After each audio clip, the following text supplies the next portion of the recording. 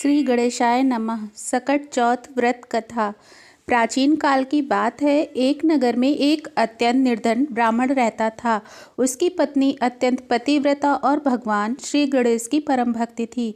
उनके कोई संतान नहीं थी। इस कारण वे दंपति अत्यंत दुखी रहते थे। एक दिन किसी साधु ने ब्राह्मणी से कहा, यदि तुम माघ मास की कृष्ण चतुर्थी, जिसे सकट चौथ या संकष्टी चतुर्थी कहते हैं, का व्रत श्रद्धा से करोगी तो भगवान गणेश अवश्य प्रसन्न होंगे।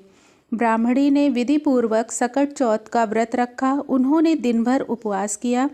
संध्या के समय भगवान गणेश की पूजा की, दूर्वा मोदक अर्पित किए और कथा सुनी। चंद्रमा की दर्शन कर अर्घ्य देने के बाद ही उन्होंने व्रत का पारण किया। भगवान गणेश उनकी भक्ति से अत्यंत प्रसन्न हुए और उन्हें संतान सुख का वरदान दिया।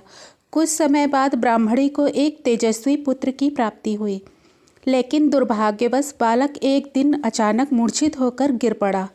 ब्राह्मणी अत्यंत व्याकुल हो उठी और भगवान गणेश का स्मरण करने लगी। उसी क्षण भगवान गणेश प्रकट हुए और बोले, हे भक्ते, यह तुम्हारे पूर्व जन्म के कर्मों का फल है, परंतु क्योंकि तुमने सकट चौथ का व्रत श्रद्धा से किया है, इसलिए मैं तुम्हारे पुत्र को जीवन दान देता हूँ। भगवान गणेश के आशीर्वाद से बालक पुनः जीवित हो गया।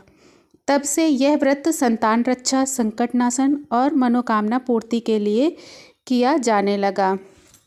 बोलिए गणेश भगवान की जय।